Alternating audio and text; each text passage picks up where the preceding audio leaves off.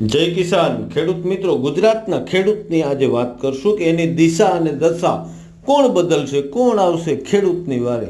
ખાસ તો ગુજરાતનો ખેડૂત કે જેને કોઈ પણ પાક વીમા પણ આપવામાં આવતા નથી.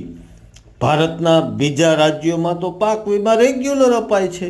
જો પાકમાં નુકસાની જાય તો કોઈ પણ યોજના ફાળવેલી પણ છે નહીં.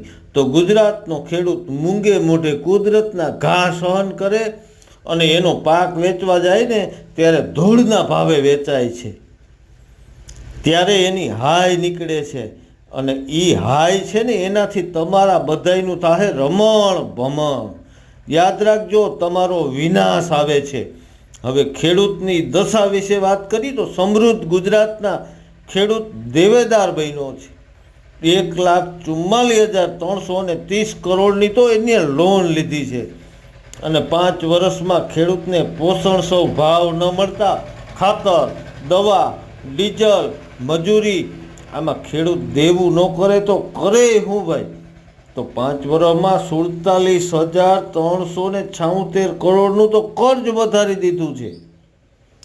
આ ખોટનો ધંધો તો કોણ છે ભાઈ જવાબદાર? આને કોણ રોકશે? સમય છે, સમજી જાઓ. ખેતી અમારો